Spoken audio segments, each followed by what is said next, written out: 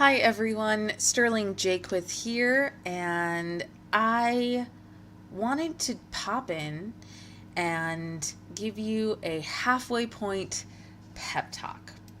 So, we are just starting week 4, kids' rooms, in this 8-week challenge, and I know some of you are probably feeling really discouraged, and that is completely normal and it is completely expected. Anytime we make a lifestyle change, like losing weight or eating different food or adding in exercise or reading more books, anything that we want to become part of who we are, something we're going to do for the rest of our lives, we go through this cycle of emotions. And when things get difficult, we tend to hit the quitting stage where we want to throw in the towel and say, you know what, this isn't working, this is not what I expected, and I just want to be done with it. And it's important to remember that the space between what our expectations are and reality, the space in between those two things is always suffering. Okay? Suffering is in between. Now, a silly example would be if you went to a wedding and you were expecting chocolate cake and instead they had vanilla cake, you would be disappointed. You'd have a little bit of suffering around that. You'd be like, oh, I really wanted the chocolate cake, right? So it's always suffering. Anytime that your expectation is not met with the reality of your situation, there's some suffering. Now, sometimes the suffering is much, much greater, if you thought that you were going to get married and that your marriage was going to feel like it did when you were dating the whole time, you have already discovered that that is not true. And it's not true to such a huge degree that we experience a lot of suffering in our marriage until we adjust our expectations. And so that's what this talk is about. I want us to adjust our expectations, and I want us to take a step back and remember why we started this challenge, what we're getting out of it, and then examine what's not working for us up until this point. Okay? So first I want you to remember why you did this. And I pulled a verse from Ecclesiastes, and the verse says this: "Whoever loves money never has enough. Whoever loves wealth is never satisfied with their income. This, too, is meaningless." And I think that this applies to us with stuff as well. Whoever loves your stuff will never have enough. They'll never be happy. And that's why we're here. We're tired of that feeling. We're tired of feeling like we're not enough, like our stuff rules over us, like we're being pulled in these different directions, that we feel bad about the state of our home. And so the whole purpose of this challenge is to detach ourselves from that, is to say, I am not the things that I own, and I will not let what the world expects of me to drive my behavior. Okay? I will not let the television ads, I will not let the magazines or Pinterest or my friends or social media or all of these things that are telling me, you must live like this. I will not let them decide how I live. I'm going to live for eternity. And what's so difficult about that, you guys, is that eternity is really, really quiet. Right? The world is very loud, right? Buy this, have this, do this, and you will be happy and beautiful and famous. But eternity is very quiet. Heaven is very quiet. It sits there and it waits for us. And we are so enamored by this plane, by the plane that we're living in right now, that we forget about this plane, that we forget about the heavenly plane, about God, about our desire to be with Him forever. And it's so hard for our minds to even process that it's very easy to wake up in the morning and say, I want to be a saint, I want to live in heaven, and boom, immediately we're being pulled in a million different directions of this world, and we forget about what we wanted. I do that every single day. And it's tough. But as we choose minimalism, as we're looking to embrace minimalism, we need to remember why we want to live like this in the first place. And that's so that we can go to heaven.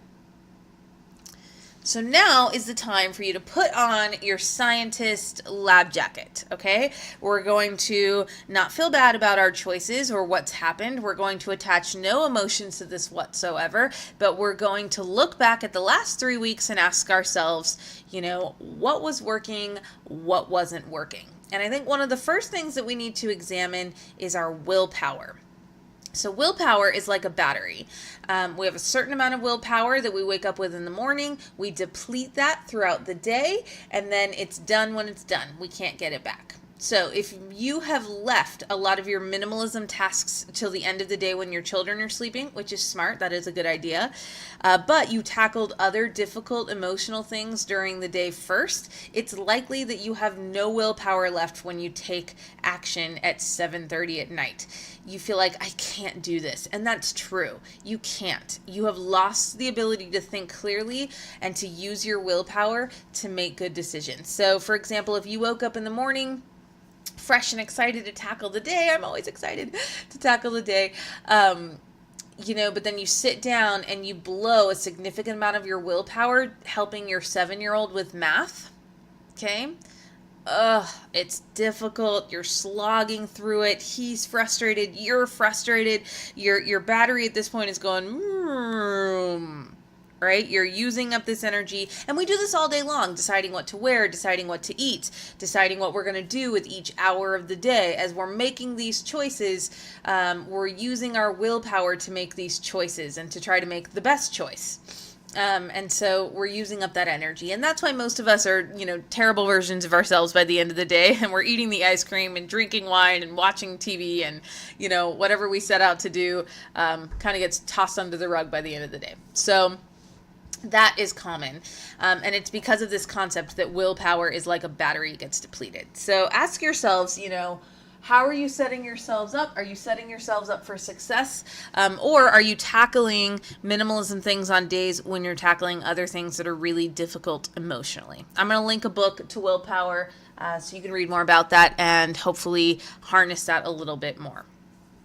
So next, we do not value things that we have not invested in. And this is a really hard one for me, you guys, because every time I create a program like this, I think, I should charge money for it, because if I charge money for it, they're going to take it more seriously. It's just true, psychologically proven over and over and over again. But then I flip over to the other part of me and I just remember growing up with a single mom and she needed so much help and there was no way that she could afford a program to help her, minimalize her apartment or whatever she was doing. And so I keep giving things away for free, but I know deep down that a lot of you are not doing it because you did not pay $50 for this, right? So if that's you, and you're like, yeah, that's me, then take that $50 or $100 or $20, whatever you think you might have paid for this program, and screw it into a jar somewhere and put it up. Put it up and say, I'm going to pretend like I paid for this program, and then I'm going to feel bad if I don't complete it because I spent this money and so I'm committed to going through it. And then if you go through the whole program, you can use that as a reward for something either fun or maybe an organization item that you really wanted. But if you need to do something like that to trick yourself into taking this seriously, then do it.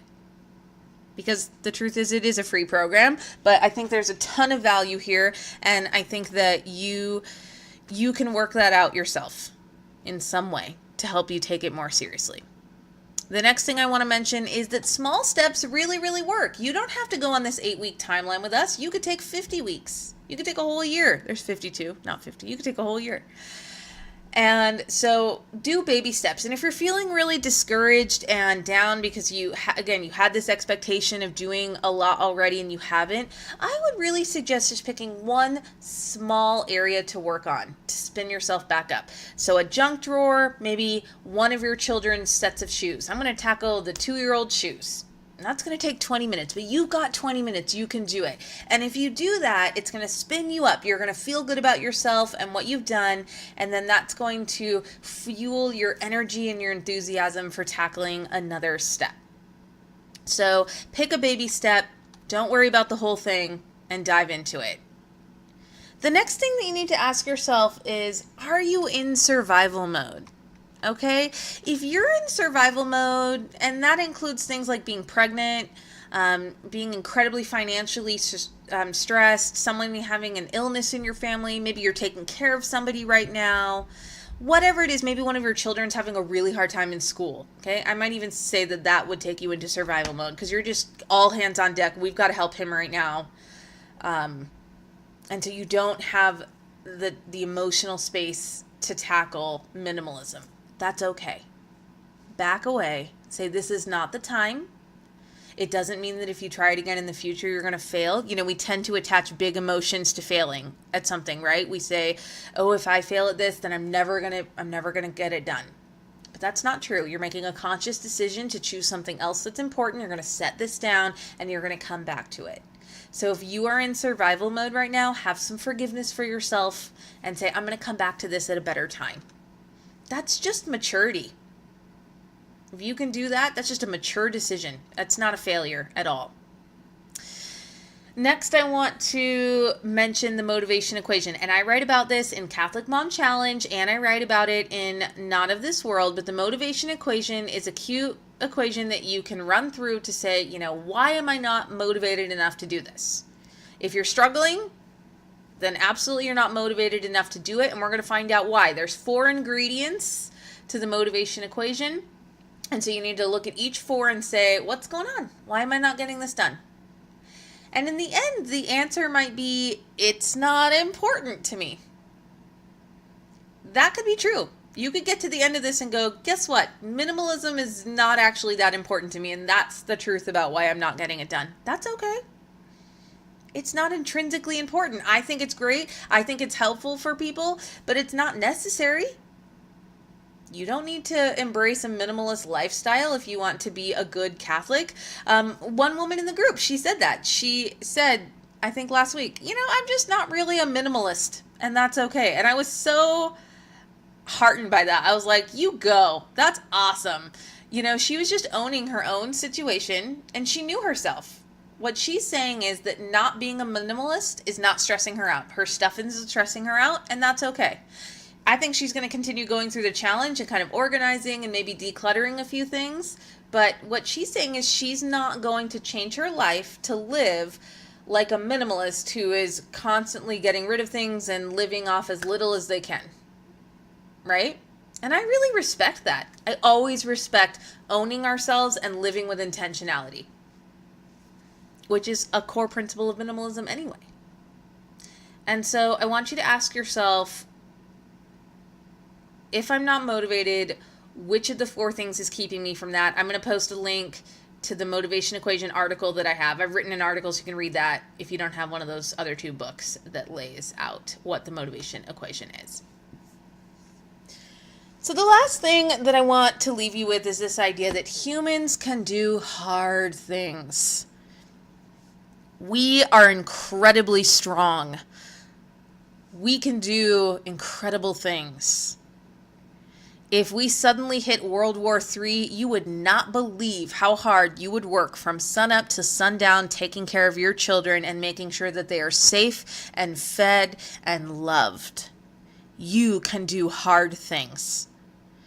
One of the challenges we have here in America is that we have so many luxuries. Our life is so easy compared to so many other people that we have lost the confidence that we can do hard things.